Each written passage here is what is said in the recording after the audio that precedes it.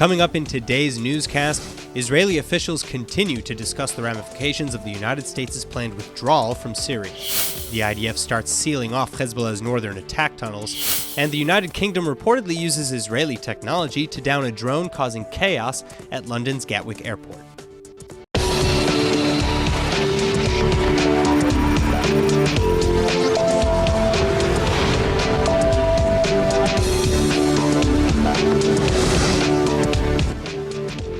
It's been less than a week since United States President Donald Trump announced that American troops would be withdrawn from Syria, and the world is still trying to figure out how to deal with the decision. Though while IDF Chief Gadi Eisenkot said Sunday that the issue is significant, quote, it should not be exaggerated, end quote. Speaking at the IDC in Herzliya, the military head went on to explain that, quote, for decades we have dealt with this front alone. That's also how it's been over the past 4 years during the American and Russian presence in Syria, and we've been acting in support of Israel's security interests, end quote. He added that in no way will Israel's ability to act against Iran, Hezbollah, and other terror proxies in the region be hindered either, as, quote, deterrence doesn't drop and isn't built in a day. Our enemies understand our intelligence and air superiority. They see that we are acting against them, against Iran and Hezbollah, and against Gaza as well. The way in which our enemies understand our capabilities provides us with the capacity to act and to cause our enemies not to act, end quote. That being said, many other officials in Israel and indeed worldwide remain heavily critical of the United States' withdrawal plans. German government spokesperson Ulrike Demmer said that much remains to be done against the Islamic State, despite President Trump's insistence that ISIS is defeated, and even most American security officials concur against the White House. Further, an unnamed Israeli official told Channel 10 News that, quote, Trump threw us under the wheels of the semi-truck of the Russian army, the one that transfers weapons to Syria and Hezbollah, end quote. And Justice Minister IsraeliTurkish similarly said that the withdrawal would be bad for Israel and great for Syria, Iran, and Turkish President Erdogan. Most notably that Erdogan will now have a lot less opposition in attacking the Kurds in Syria, who've been strong, loyal allies to the West and to Israel against the Islamic State.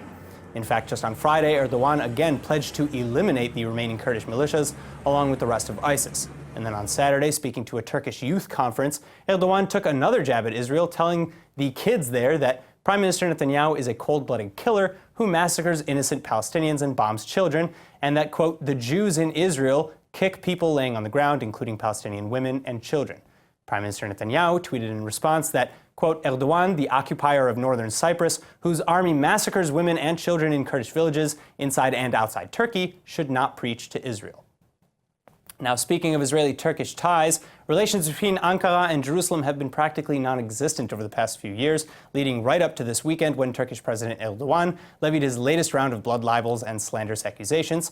Well, joining me now with the analysis is Dr. Martin Sherman, the founder and executive director of the Israel Institute for Strategic Studies.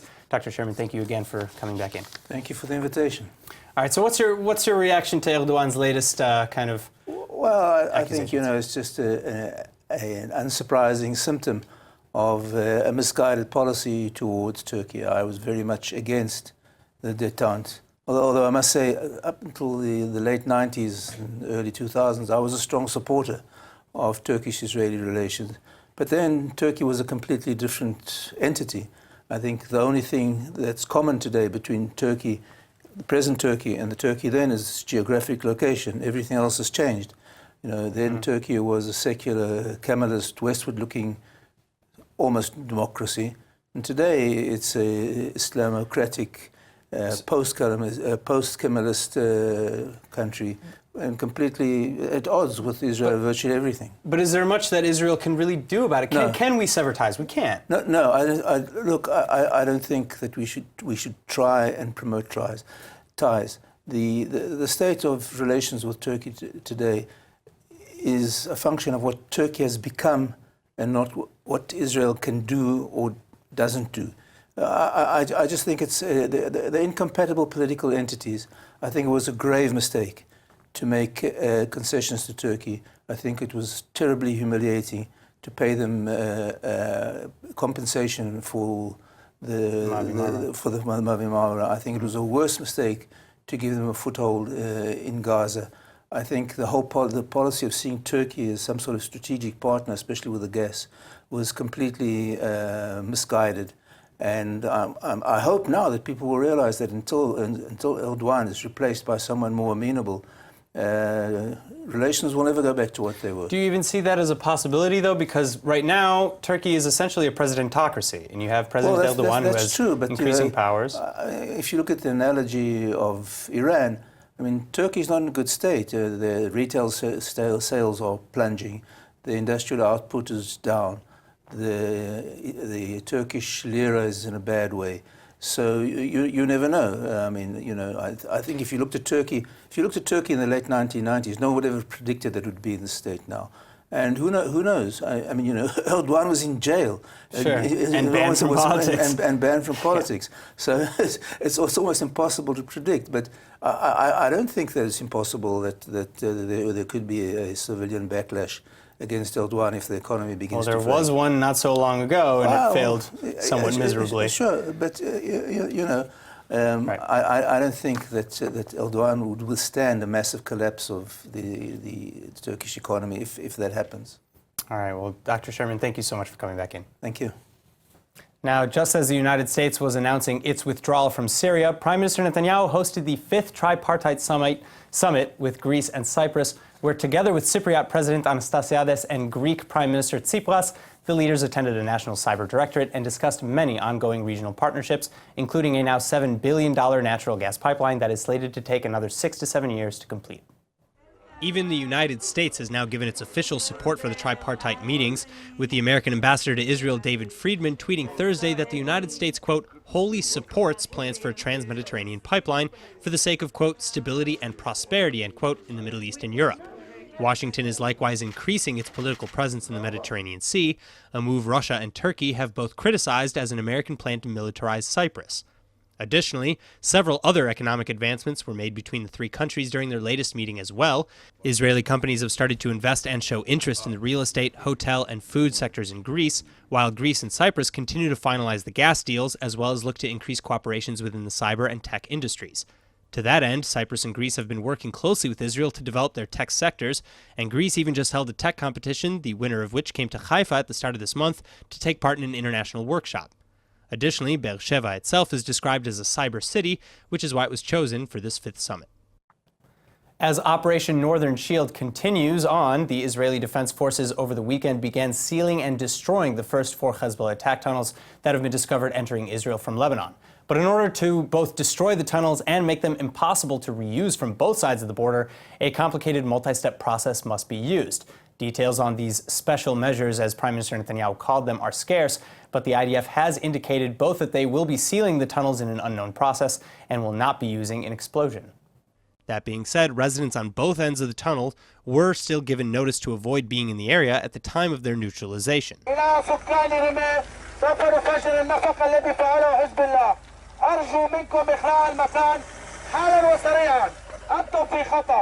The IDF's Arabic spokesperson's Twitter also read, quote, Hezbollah built terror tunnels under Kfar Kila and Ramia that infiltrate into Israeli territory, making the area a barrel of explosives. We are determined to neutralize these tunnels, and we do not know what the outcomes of these actions will be on the relevant buildings on the Lebanese side, end quote. UNIFIL has also been kept abreast of the situation, as Israel and the United Nations organization have both acknowledged that these tunnels are in violation of Security Council Resolution 1701, or the ceasefire along the Blue Line in the Galilee. Israeli officials thus insist that the UN peacekeepers in Lebanon also work to destroy the tunnels on the Lebanese side of the border, where Israel cannot. Judging from the Security Council's refusal last week to condemn the tunnels, however, it seems unlikely that UNIFIL will act. According to Palestinian health officials, 4 Palestinians, including a 16-year-old, were killed over the weekend in clashes with Israeli troops along the Gaza border. The teen, identified now as 16-year-old Mohammed al-Jaju, was said to have been shot in the neck. The IDF said that around 8,000 Palestinians gathered around the border fence on Friday, burning tires and throwing rocks and incendiary devices at soldiers, though, which did not reach the troops. But the army said that soldiers opened fire in accordance with operational procedures anyhow. Terror factions in Gaza have since hinted at a possible response to the deaths. Meanwhile, in related news, a recent poll conducted by the Palestinian Center for Policy and Survey Research found a significant increase in Hamas's popularity in the West Bank and the Gaza Strip. According to the poll, if presidential elections were held today between Hamas leader Ismail Haniyeh and PA President Mahmoud Abbas, Haniyeh would win with 49% of the vote. This poll also comes in the wake of renewed Hamas-Fatah rivalries, as Abbas lashes out at Prime Minister Benjamin Netanyahu on Saturday, accusing him of providing Hamas with the money to fund attacks against Israelis and leaving Palestinians in the West Bank to pay the price. Abbas was referring to Israel allowing millions of dollars in Qatari funding to enter Gaza as part of the unofficial truce between Israel and Hamas. And he said that the funds were used by Hamas in the recent terror wave against Israelis in Judea and Samaria. Additionally, Abbas threatened to implement a court ruling to dissolve the Palestinian Legislative Council, a largely defunct parliament, which is controlled by Hamas. While the move is mostly symbolic, Hamas officials said that it would destroy the Palestinian political system and warned against the move. The two political factions have been at odds since 2007, though, when Hamas violently seized control over Gaza. All efforts at reconciliation between the two factions since then have failed. Finally, also coming out of the Strip, the Hamas-affiliated television station Al-Aqsa TV has announced that it is permanently going off air due to lack of funding. The station, which Israel has accused of serving Hamas's military, was destroyed last month during the flare-up of violence between Israel and the Gaza terror group. In other news, 5 leaders of the Jewish extremist ultra-Orthodox Lev Tal sect were arrested in Mexico last week and are facing charges of sexual abuse, child abuse, kidnapping, and extortion. This follows an accusation against the group for kidnapping 2 teenagers just last week, and ILTV's Joy Gavijon is here with more. Thanks, Aaron. So according to the Yeshiva World News site, the joint operation between the Interpol and the FBI took place on Wednesday, and the leaders of the Lev Tal were arrested after police raided 3 of their properties in Mexico overnight. And as you mentioned, the charges against the 5 men may include sex abuse, child abuse, extortion, kidnapping, and others. These are crimes that the entire cult has been accused for a long time now. And among the arrested is one of the leaders, Nachman El-Brands, who is the son of an ex-leader that died in Mexico last year. Yeah, this is crazy too, because, I remember just last week, before this latest news, we reported that the Lev Tal group was accused of kidnapping 2 teenagers, the children of Sarah Teller, who is El-Brands' sister, in fact, and the kids who are only 12 and 14 years old were first rescued from the sect when Sarah fled Lev Tal's home in Guatemala for New York with her 6 children, and then they were abducted again while in New York. Yes, exactly. And when they went missing, the teenagers were spending a Shabbat with professional therapists, along with other victims that also had also fled Lev Tal. And originally, Sarah escaped after speaking up against the forced marriage of her 13-year-old daughter with a 17-year-old teenager that is the son of another leader of Lev Tal. And this was reportedly a decision that was made by her brother. So something that isn't uncommon, it sounds like, within the sect, yes. That is known for arranging marriages between minors and adults. Yes, and as for now, Lev Tal has around 230 members, and they are located in Guatemala after having to flee because of their practices from New York to Canada and finally getting to the Central American country. The sect follows a very extremist practice of Judaism. They avoid any kind of contact with modern technology. They reject the state of Israel, and they force women to wear black robes from head to toes, only excluding their faces. All right, well, hopefully this arrest is going to end these terrible practices and will lead to finding the 2 teenagers so that they can reunite with their mother and siblings in New York. Thanks for being with us, Joy. Of course, Aaron. Despite operating under the guise of a pro-Israel organization, the New Israel Fund seems to be anything but, having consistently funded and supported BDS-affiliated organizations and supposed human rights groups like Breaking the Silence. The New Israel Fund also consistently petitions in the international community against alleged Israeli war crimes against Palestinian civilians, both within Israel proper as well as in the Palestinian territories. Well, a new video campaign launched by Im Tirtzu now aims to give faces and names to the victims that the New Israel Fund has targeted. And here to tell us all about it is Im Tirtzu's chairman of the board, Douglas Altabef. Douglas, thank you so much for coming in. It's a pleasure to meet you. My pleasure. All right, so tell me a little bit about this new campaign. Take it away. Let's start there. It's really a very bottom-up type of campaign in the sense that we work with a variety of different groups here in Israel, whether they are minorities that are seeking to integrate into society, the families, the bereaved families of terror victims, people down south near the Gaza border who are certainly living under duress. And in our conversations with them, we found there was a common thread that kept emerging, and that was that they were complaining about various organizations that happen to all be funded by the New Israel Fund that were either defending terrorists in court or defending organizations that were defaming the efforts of the IDF to protect residents of the South. So it's not so much that the New Israel Fund is directly funding, against these victims, you could say, but rather that their hand is certainly. Well, their hand is everywhere. They are a foreign fund, foreign registered fund that gives money to a variety of Israeli organizations, some of which are very unobjectionable, but many of which are highly objectionable. You mentioned Breaking the Silence. Breaking the Silence goes around the world testifying about war crimes committed by IDF soldiers. Now think about this for a minute. They're showing up at the UN or the European Parliament. If they were really concerned about the welfare of the IDF, why wouldn't they be talking to the brass of the IDF? Why are they going around the world to impugn the soldiers? So in the case of some of these videos, there is one fellow, an Arab fellow from Abu Ghosh, whose son was killed by a terrorist when he was doing guard duty outside of Har Adar, which is right on the Green Line. Moments, just literally minutes before he was shot, he was being screamed at by someone from Hamoked being called a disgrace. Now that organization, Hamoked, that terrorist was being defended in court by Hamoked and being paid for, in effect, by the New Israel Fund. So I love the idea behind the campaign because it's so kind of simple in a sense of just giving faces to the people who New Israel Fund is actually hurting. Yes. And you mentioned some of the victims just now. So how did you come up with this idea though? Because it's brilliant. Actually, in its simplicity. one of the people came up with it. Really? One of the people we were working with said, why don't we make films about this? And we said, wow, that's a brilliant idea. So, it would be nice if we thought of it ourselves, but actually, this came from our relationship with these people, each of whom has had has been directly impacted in a negative way by the NIF. The NIF. All right, so unfortunately we've hit time, but if anybody would like to get involved with Im Tirtzu, if you'd like to learn more information, go to www.imti.org.il. Right. There's lots of information and many videos to see, right. And more information. More to come. Doug, thank you so much for being with us. Thank you, my pleasure. All right, tens of thousands of passengers in London were grounded for 36 hours beginning on Thursday when Gatwick Airport, about 30 miles south of London, was brought to a standstill by a small remote-controlled aerial drone flying across the airfield. Well, it turns out that the crisis was finally ended when police succeeded in bringing down the drone with the Israeli-made Drone Dome system.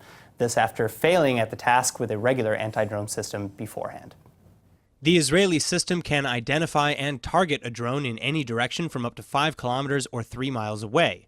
It then jams the target's operator radio frequencies, takes over control, and downs it. And if that wasn't enough to bring down the UAV, then Israel's Drone Dome can melt its target with a focused laser. The technology was largely pioneered in response to Hamas and Gaza terrorism, and 6 such Drone Dome systems were sold to the UK for around $20 million over the summer. This incident, which grounded well over 100,000 passengers, however, is still a mystery to authorities who say that this type of issue was unprecedented anywhere in the world. They're also still not aware of any apparent motive, terror or otherwise, though the British military and police do suspect that, of course, the drones were aiming at causing maximum disruptions. Officials are still searching for the culprits.